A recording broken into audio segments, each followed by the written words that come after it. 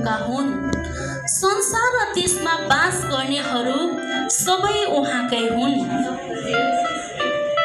किनभने उहाँले त्यसलाई समुद्रमाथि बसाल्नु भएको छ र पानीहरूको गहिराईमा त्यसलाई स्थापित गर्नु भएको छ।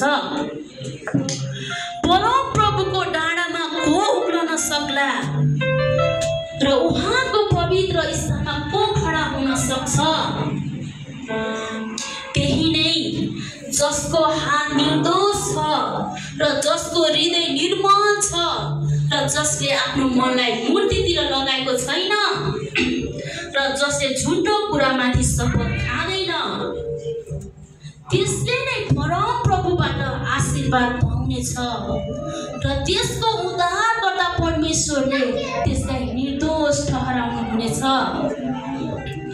उहाँलाई खोज्ने पुस्ताका मानिसहरू यस्तै हुन्छन् जसले हे याकुबका परमेश्वर तपाईको दर्शन खोज्दछन्। हालेलुया, हालेलुया, हालेलुया।